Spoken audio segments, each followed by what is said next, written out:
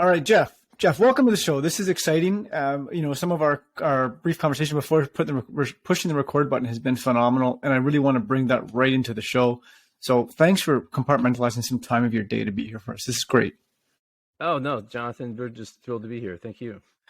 And one thing that really excites me, and a super special moment to have you as a guest on our show, is we talk about doing things differently, flipping the script in the way things have always been done. And MB Sentinel, what you're representing today, who you are as a human being, with the innovation, the products, everything you've got today is very unorthodox, very different, and super exciting.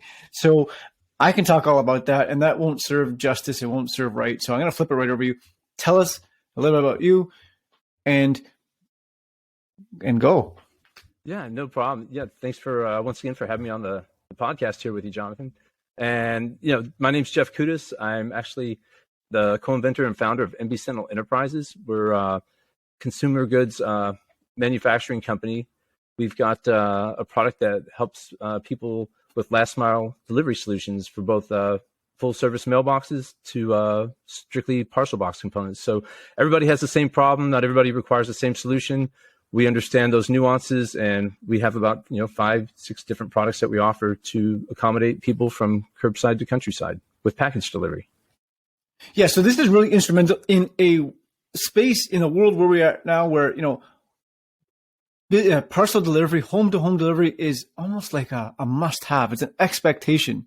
When you say, can I have it shipped? The answer is, what do you mean I can't have it shipped? It's almost like, you took the cookie from the kid. People will get upset when you say you can't have things shipped. So, that's also introduced different parameters and different things that happen in life, whether that be weather damage, stolen goods, and that conversation. So this product you're talking about is really instrumental in it.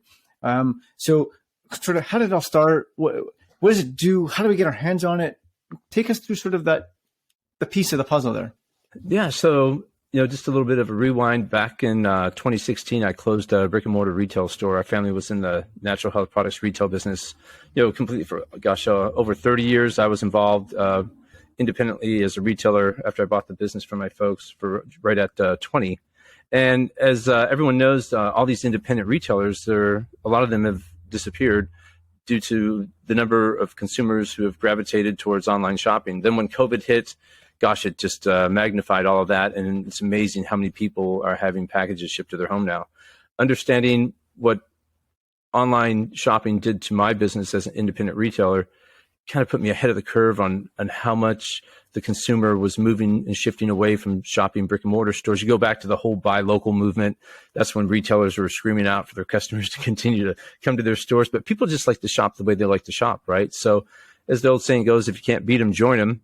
When I closed my other business, this is, I went from being Vitaman to Mailbox guy. So there's it's almost like, it's totally different. But going back to trades, it's amazing, how everything in life has its, it just all fits in. We all live this life of a puzzle almost. And it's interesting that, I grew up in power technology and worked in public utility, as well as I worked in heavy construction when I was a young guy. So it's like I'm going back to my roots, so to speak, in manufacturing and actually building a product. But I knew that I didn't want to be a third party anything anymore. I didn't want to have anyone control my business as much as possible. I mean, we always have to work in the marketplace and try to overcome different challenges, but I certainly didn't want to be in a position where I was selling something that someone else made. And next thing you know, I didn't have that product in my portfolio anymore to work with. So I wanted more controls.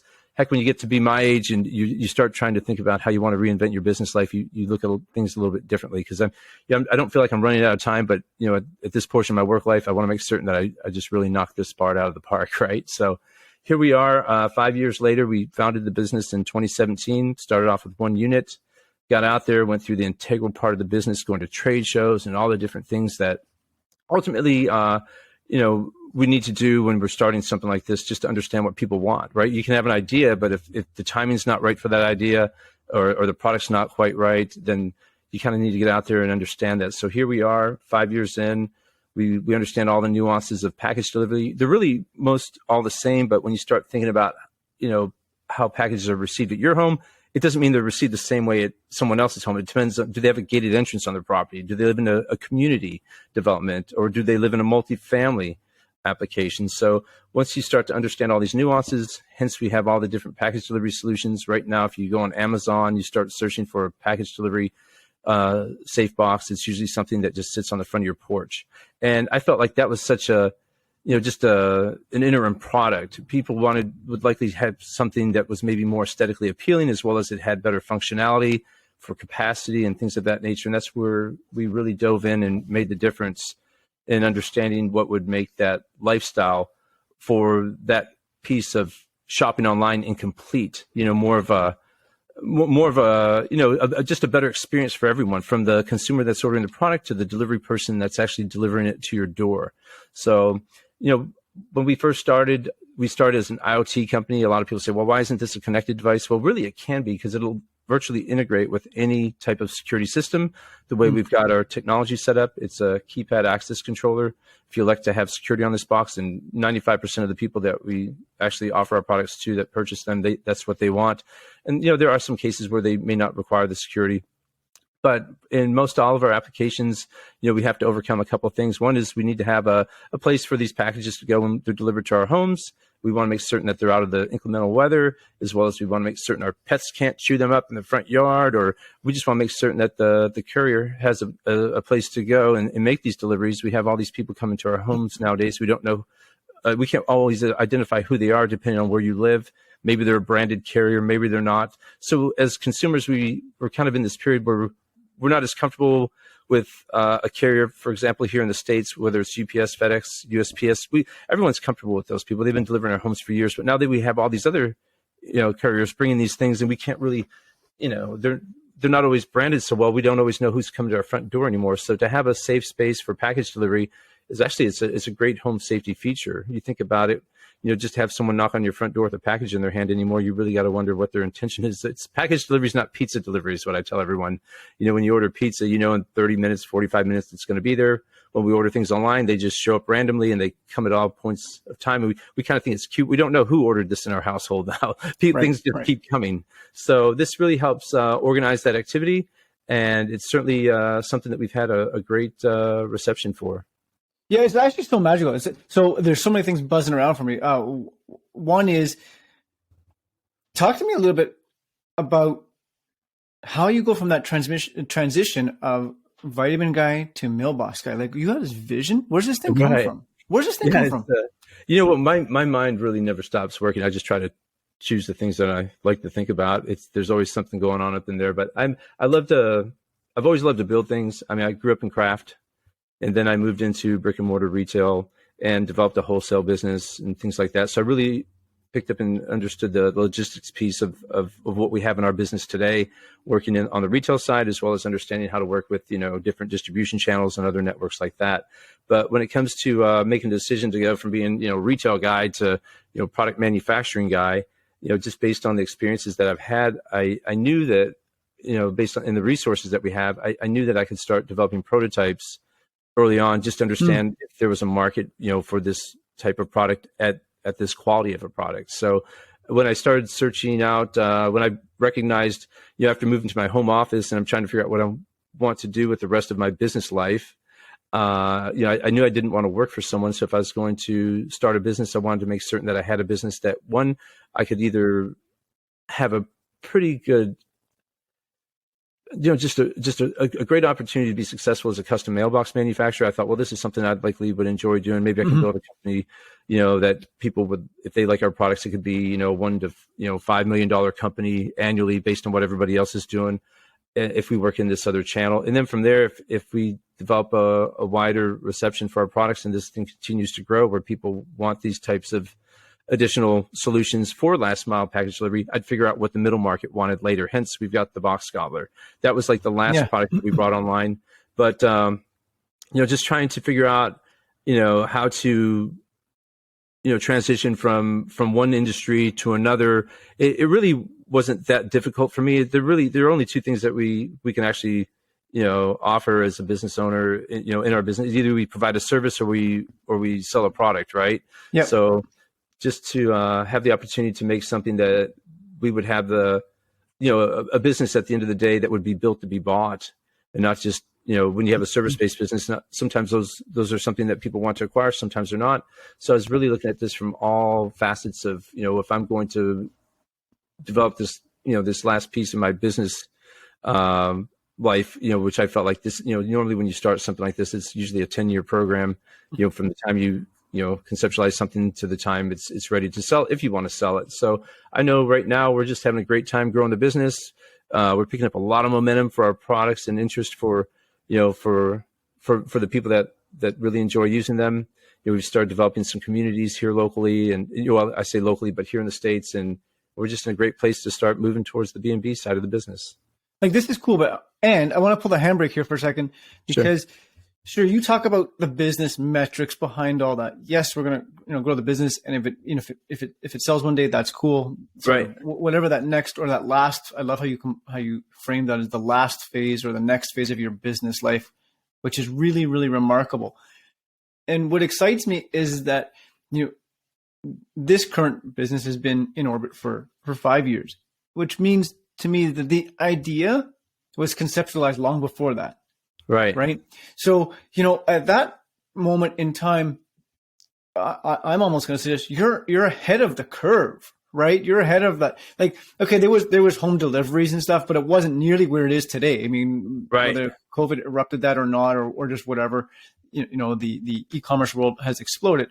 You have this idea that really shifts the way things have always been done, and really creates an experience for people, right? You're now safeguarding things that are important, and you're doing it in a way that is aesthetically pleasing. Like I can see a mailbox behind you. Tell me a little bit about that. It looks like that one's 3 feet tall, roughly. Like how 3-4 feet? How we big call is that it? our box gobbler 1428. Okay.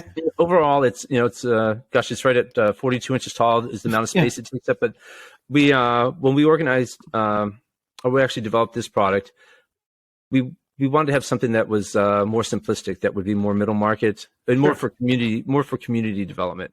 So when you think about this, in homes still have mailboxes attached to their house, right? Mm-hmm, mm-hmm. But I anticipate at some point in time, the package delivery may move to the curb, just like the mailbox moved to the curb. We don't know yet. Right. But for right now, people want this product on their home, and it makes sense to put it on the home, especially as like to be adjacent to your front door. Maybe it goes into your garage, and I've got some pictures of that helps help you visualize where these products are placed. But when I was looking at the size of the product, it was about what size packages are being delivered. So we went in, we did our homework.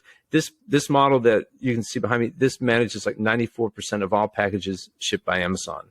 Okay. So we wanted something that was going to be highly useful. Most of our competitors in this space right now, they're like 15, 20%. And when you start looking at our products, well, our products might be, significantly higher than theirs, but we actually are the solution. So, it's one of those things, the most expensive products are the ones that don't work, right? So when you start thinking about how to develop something, it's not about always looking at what someone else is doing. It's looking at, well, what is the problem, and how do we create a solution for that? And then will it be accepted by folks, right? Once we have our idea conceptualized. But all the way down to that specific item for the wall hatch, I mean, it has a K-Flex foam installation in there, 2 inches, that will help it maintain an R8 value. So when there's so many things to think about, and originally, I really wasn't even thinking about insulating a door on one of our cabinets until I started working with someone up in Vancouver. They're like, hey, we gotta get this thing working for Canada. Like, okay. Yeah, of course. So just so through the experience of working with architects and other people in the home builders in this community, as well as just homeowners, it's really helped us understand, as I mentioned, through the integral part of the business, on what we needed to create, for each one of these applications. So take me through the retrofit piece of this, right? Somebody wants to install one of these on an existing building, commercially, residentially, doesn't really make a difference because it's so versatile. Right. What do they need? They need power at the location? That's right. For a wall insert, it's 110 volts, and we have an inverter that takes it down to 12. So if you have 12 volts, 24 volts, or 110, we can make that work for any one of those locations. Usually on a retro, it's 110.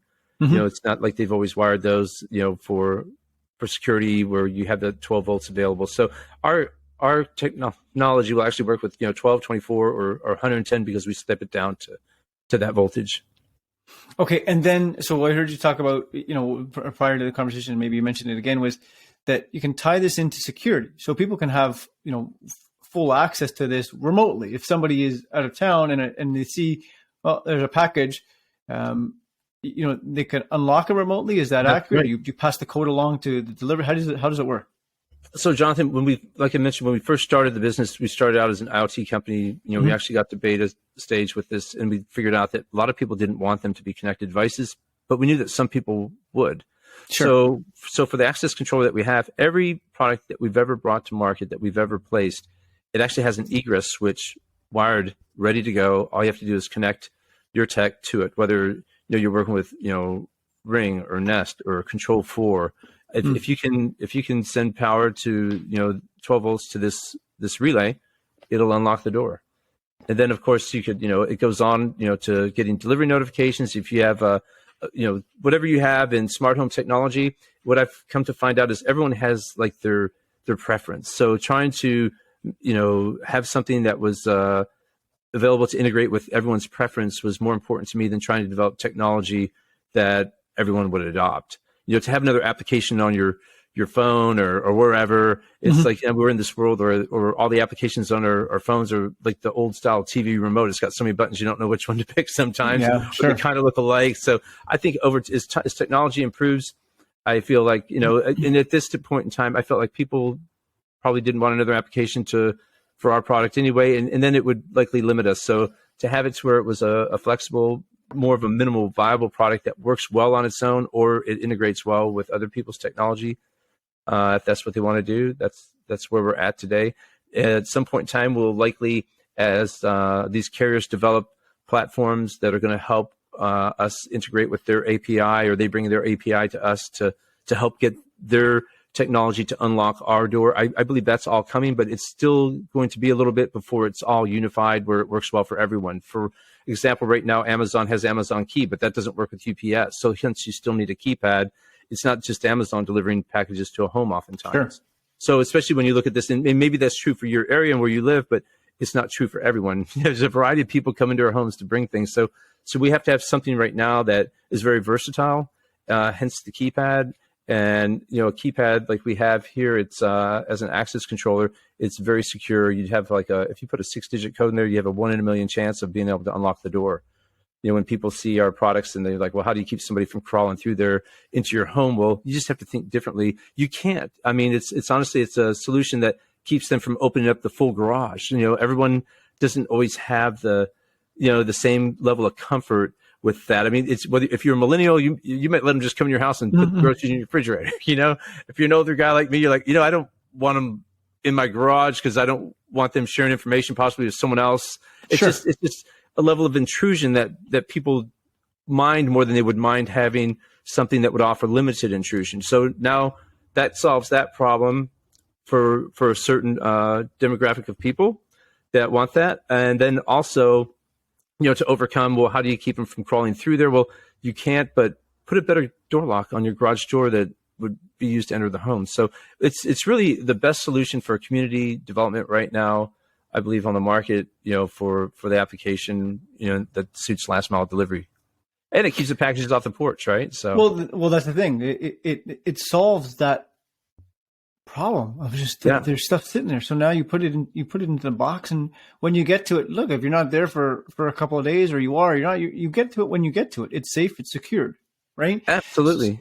So and like the installation practice, like the procedures behind it. Tell me a bit simple. How do you do it? It doesn't look complicated, but walk me through it. Well, it's really, if you can retro a window into a home, if somebody says, hey, I want a window in my house and I want it right here, it's the same process. Got it. Or if I want a door. So if you have a masonry finish there, you're going to have to cut that out to get it in there. We have people doing that all the time.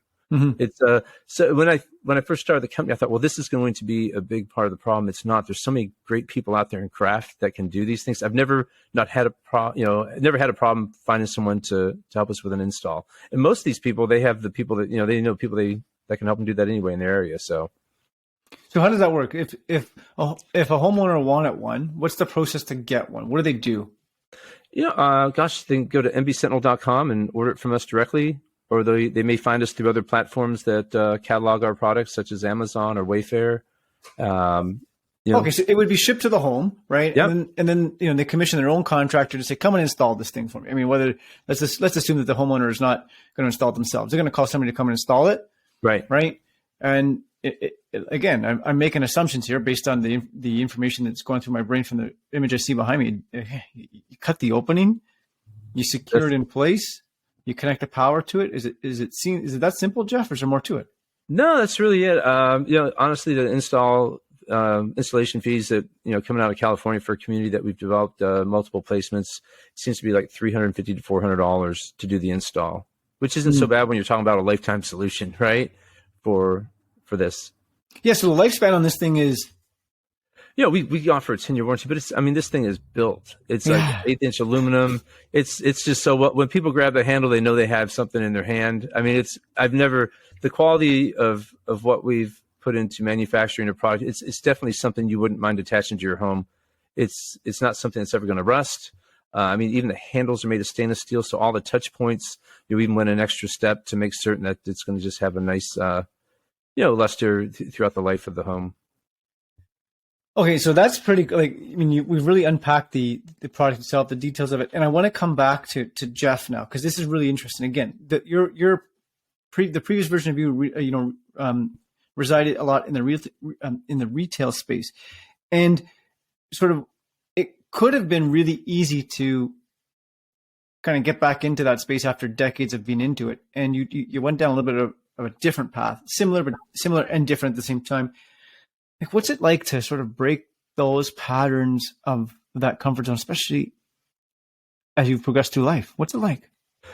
Honestly, as I tell everyone, when the retail game was, when I just couldn't, there was no way that I was going to survive that without.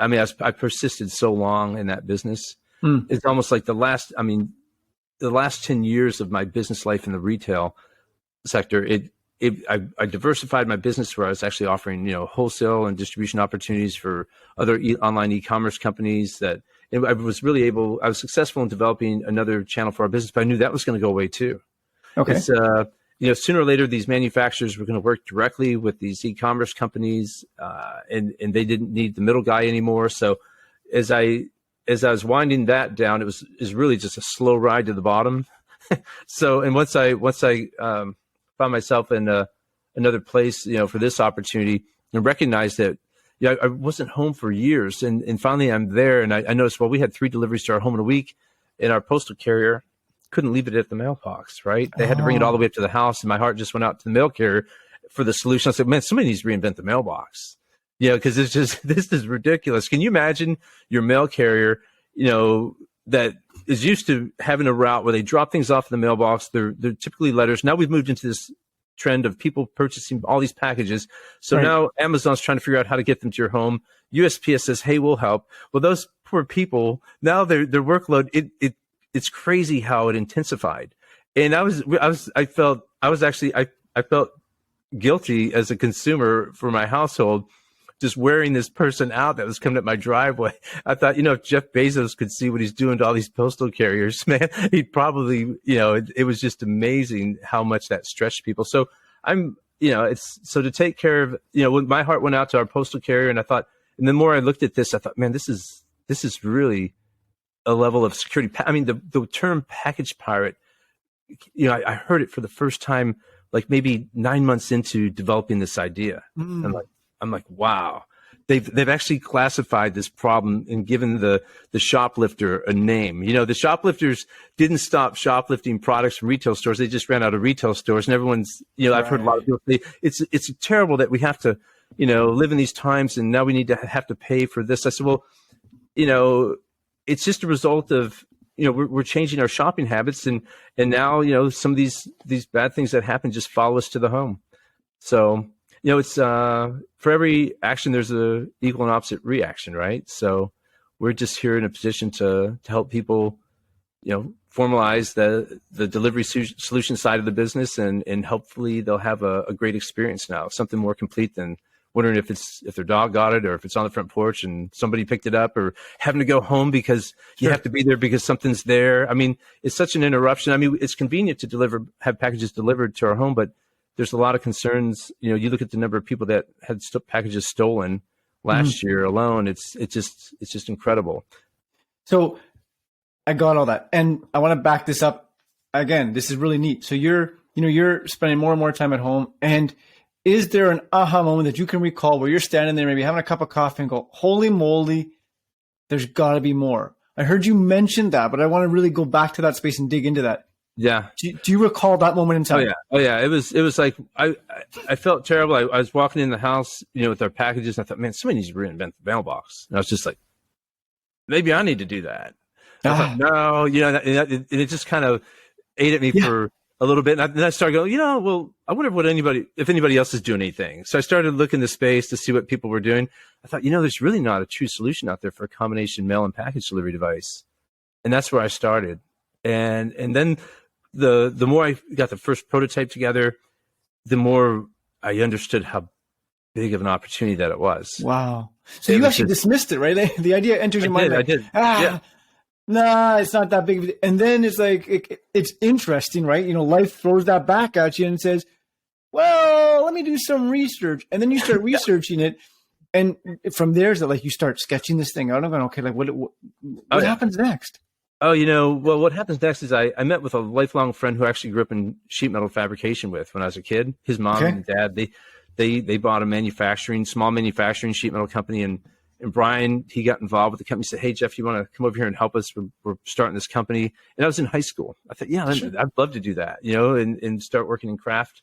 So I worked in craft there for a couple of years and wrapped my hands around that. And then when it was time to come back to this, I already had some resources in place of lifelong friends that it was their livelihood. So it made that first piece, which is very difficult to get the prototyping done. It was just awesome to have someone that I had that relationship with that could help me. And when, Brian and I were working on this thing, and that's why I classify myself as the co-inventor, because Brian was right there with me when we were formalizing how do we make a package go back and forth, and how do we make it very ergonomic.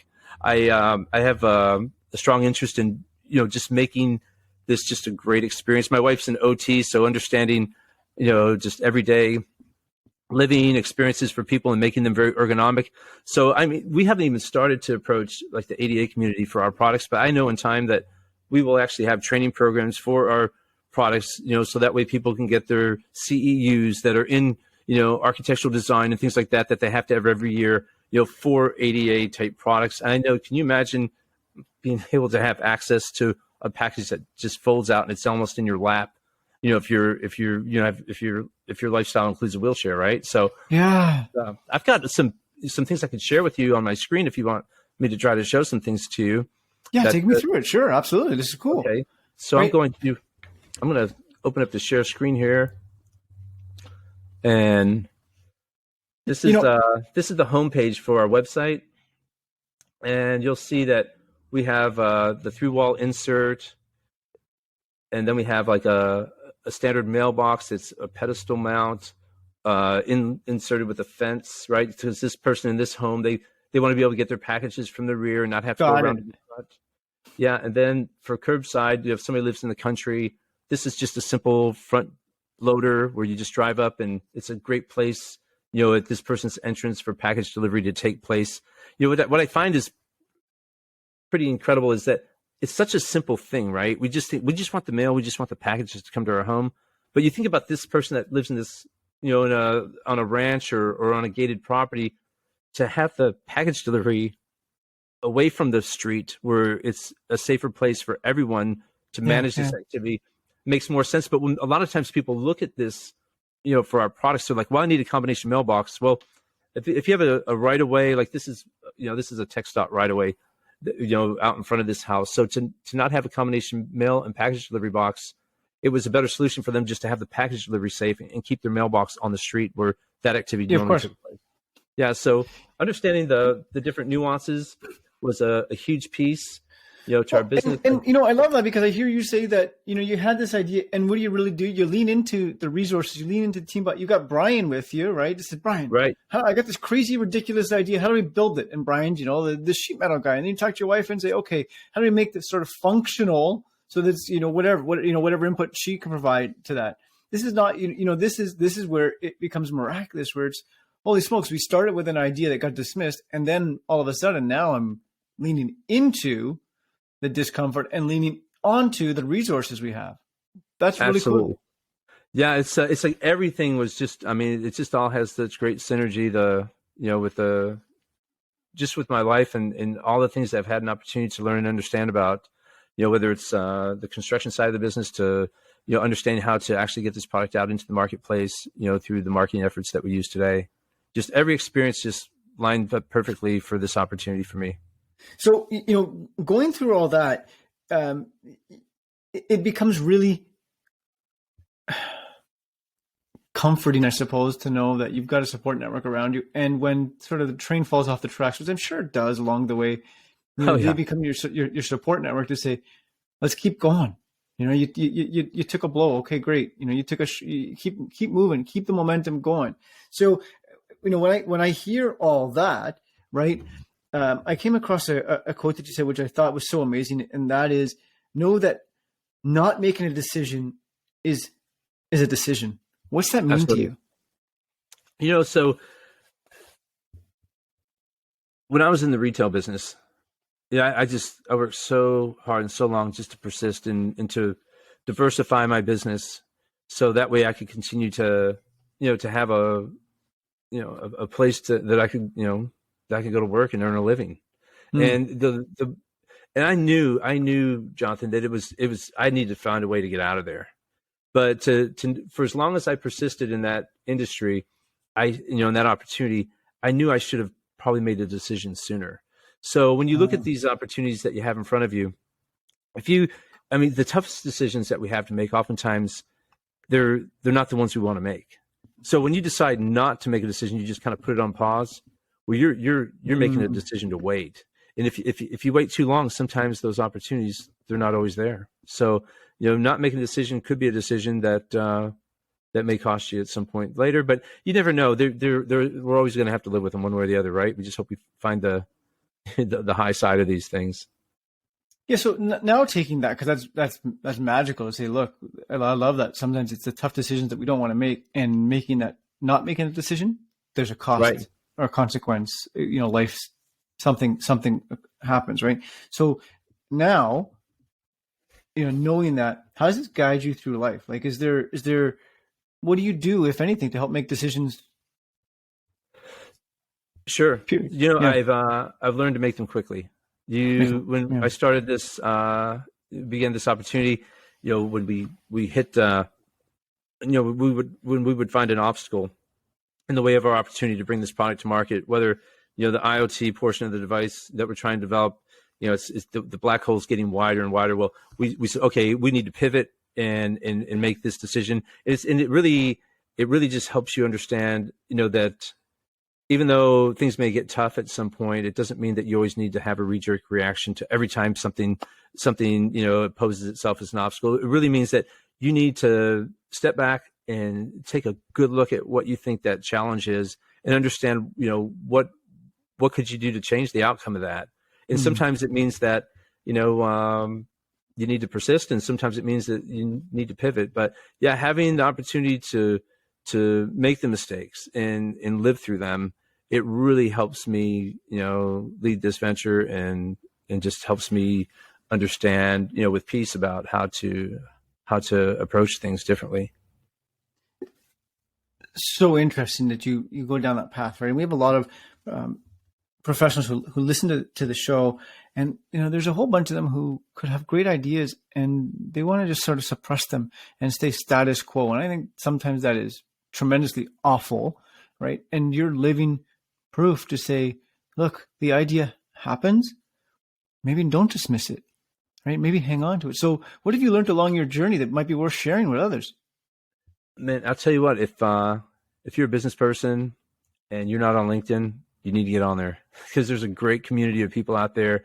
I mean, you can imagine back in the, the 90s, the early 90s, when the internet started to take off and we're all trying to do these things to figure out where we fit in with this technology.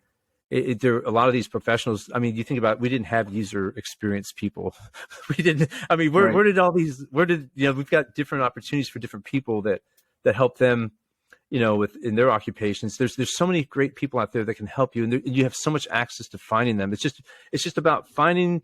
You don't almost have to build anything from scratch anymore. You just have to find the ideas that align with yours, that maybe it's for a product or maybe it's just for a service-based company.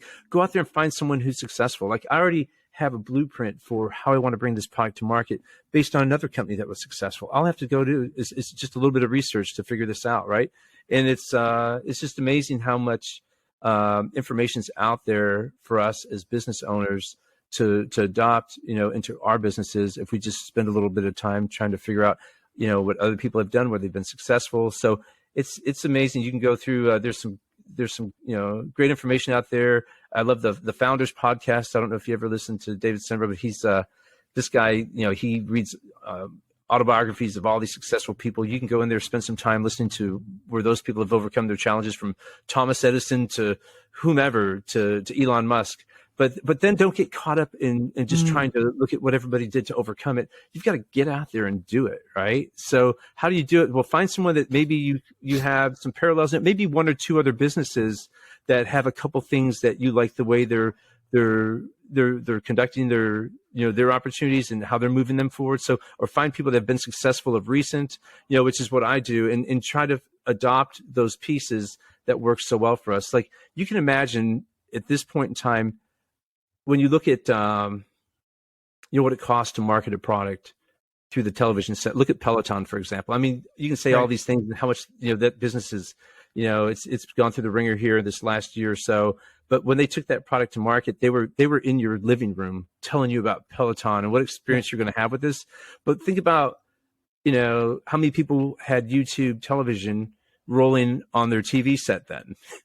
Nobody was really doing that unless they're, you're a real tech head and you're the nerd and you're there first, right? But now, I mean, there's still people that aren't watching internet on television sets, but television sets have come a long way, and they're bringing this technology and this information into the home. So you think about what it costs to market a product on YouTube, it's pennies. And you can imagine, looking at the digital space right now, it costs more to advertise on regular television than it does in digital. But at some point, I think you're going to see that balance out, because the more people move towards the digital, the more the premiums for the marketing is going to go up. So right now is a great time.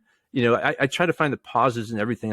But I think video, if we can communicate through video, or when we do, for people to understand, how our products actually work, if we can get, if we can find ourselves in their living room and they can see our products that way, I think that's going to prove highly favorable for us. So you just have to kind of get out there and figure out what it is you want to do. Is it a service business, or is it going to be, a products business, or is it going to be something else? But find someone else that's successful in that space. And if they're not there yet, like when I looked at this space, I thought, my God, there's people in the space, but there's nobody in the top end of this channel. No one's working on the luxury side of this, which is where I chose to start, because I knew there's less competition there, and I had a longer period of time to survive in that space if I could be there first, and then I would come back. So, honestly, find some people to share your ideas with, that you trust, and bounce them off of them. It doesn't mean that they're going to be right, but you just have to think about it differently.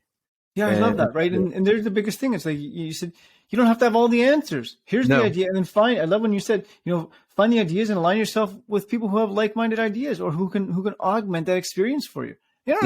Look, I have an idea. I don't know how to market it, or maybe I do know how to market it, right? I mean, you're bringing forth some information, from the past version of your professional life that served well. You don't have all the answers, so what do? Guys, here's a perfect resource: LinkedIn. Right. I mean, even if we'll just Google it, like figure it out. Like, figure out, if you have an idea, don't suppress it, don't squash it. Maybe dig in and go, how could I make this work? Yeah. And as a small business person, I mean, starting, you don't have to bring your whole idea to life. Find a place to start that you know that you can, you've got to get to market. There's only one thing that's going to help you go. Startups, they bleed a lot of time and they bleed a lot of cash. So you have to find a way to get to revenue. Find a way to get to revenue, and try to do it, as quickly as possible to help support, your ideas and to understand, how to find a way to move forward. Because that's the one thing you can't run out of is cash, right? Yeah. And Well, you have to, it's just the way it works. and this, pivots to a couple of different things that you talked about. It seems like at times we spend so much time creating the perfect practice plan that we never get on the field and play the game. Yeah, Guys, you look, got to play. we can have the perfect plan in the world. If you're never going to get on the field, you're never going to win a Super Bowl. That's Get out it. there and try it. Screw it up. Or That's don't it. screw it up, but we're not going to know, right? And this leads back to what you're talking about. Look, not making a decision Yeah, is it costly as well, right? absolutely. So know that, like, you don't have to make a decision, and that's still a decision for you, and there's still a ripple effect. So that's tremendously amazing to hear. There's so much going on, that transitioned me right into. I think this is amazing too. You were a contributing author to a book called Game On: Leaders Who Last. Right. And I think you have so much value with what you've seen, done, touched, and felt in life. If you could leave today's leaders or future leaders sort of with one piece of advice, what is it? John, I would say, don't be afraid to work to your full potential. And most importantly, we're always working hard to play it safe, right? We want to find the safe path forward. But let me tell you, there's really not a safe path forward when you do things like this. You just have to work to calculate those ideas and vet them out. But you've just got to move forward with those opportunities. Sooner or later, it's time to stop asking questions and time to start doing and just work hard to get to the next level with that opportunity. Whether you start doing it part-time, it's something you work on so you can, flip the switch and say, this is what I want to do full-time. That's kind of how I started. I took a job initially when I started to shift in this thing. I didn't want to go to work for someone else that I was going to have to make a commitment to, because I didn't want to say, okay, 6 months, 8 months, 9 months down the road, a year down the road, this business opportunity starts to take off. I didn't want to put someone else in a position where, well, they spent, as an employer, they devoted a year of, their business Right. to making space for me. Now to retrain people, we can't just be self-serving with all this. I took a job selling cars, thought it would be the last thing I'd ever do. But I took a job selling cars during this period because I knew that I could leave in a minute. They could always find someone else for that, right? So it's, I would say, try to think about how, the opportunity is going to serve you, but also think about, how the opportunity doesn't get in the way of, of how you can serve others too. So, it's just, it's just a lot to think about. But if we work hard, I think, you think about it, to be a complete narcissist and get out there and do things that are going to bring everything to you, right? You might as well do that with kindness, whether it's how you treat your employees. I mean, the folks that work here, my dream team, I've got like a team of 5 people. I cook for them twice a day. I try to make it that place. And we don't offer all the benefits and all the other things we have, but if people like where they work, and if you can create that type of environment and culture for the people because anybody can do anything, at a level of, developing maybe something that they have. Like for this example, if I want to be a custom mailbox manufacturer, I could do this with 2 people, right? At another level. But if I want to scale my business, it's the idea, but now I have to find the people. Because it's, you have to move from I'm doing it, myself and Brian, the guy that's helped me invent it. Then I have to go to, then it's we doing it. Then I've got a team that's helped me do this, and now we're doing it, and we're working to develop our folks so that way we can scale our business where they can help everybody else. And to make all these little transitions, you have to learn to figure out how to do that. So just because you start, in one facet of whatever it is you're trying to develop, you're going to have to change gears. It depends on what you want the outcome to be, but you're going to have to make some changes along the way and look at things differently. But the bottom line is, I believe if you just take care of your people, it's just going to be amazing, the effect that you can have, with your opportunities. Wow. There's so many things that resonated with me as you spoke through that. And I want to, capture them all again succinctly, because, it started with, look, if you have an idea, test drive it. Get on the field and do it. Get a feel for it. And I love what you said when you said, And don't be a jerk about it. You don't have to make it about you the whole time. So with that, when you pivoted to say, how can you be of service to others, where you talked about taking the car salesman role because you weren't going to put them in a tremendously uncomfortable position. Okay, look, it may be not ideal, and they'll still find a replacement rather than investing time and resources into another organization that would invest in you. And then, right. So you're not being a jerk. You're being respectful of the other people. And look at how that carried forward into the business where you are now, right? Hey, I have a small business that could run with 2 people instead. Now you've expanded that and said, let's add 3 because future is really bright here. And still it comes back to the people where you again illuminate and say, you could, everybody head down, grind, and let's rock and roll. Let's make this thing happen. Instead you're saying, hey, you know what else? I really care about them. Absolutely. I cook for them twice a day. Yeah. There's I say my wife and I, we were invited to the St. Jude's Dream Home Builder Summit last year in Tennessee. Right. And this is after I did one house in, they're up in Vancouver, Washington. And now, we had an opportunity to become a regional partner. They welcomed us as a regional partner where we actually sponsor the Dream Home program. So for people that aren't familiar with that, it's where St. Jude's, Cancer Research Hospital in Tennessee, which is honestly, it's like a global foundation where, people can find help for their kids. And this Dream Home program is where builders build houses and then they'll raffle or auction them off depending on the state regs and develop, they'll raise funds for the Cancer Research Foundation. So we actually donate, we're a sponsor, we can donate our products, to the St. Jude Dream Home, this is one here, this is the one in Vancouver. And when we accomplished one of those, the folks that were running Dream Home, they saw the response that people were having to our product. And that's when they allowed us to become a regional partner. And I was super excited about that. But, when we went to that event, that Builder Summit last year, my wife and I are sitting there and they put our logo up on the Jumbotron there in the room full of 250 builders or whatever, that group.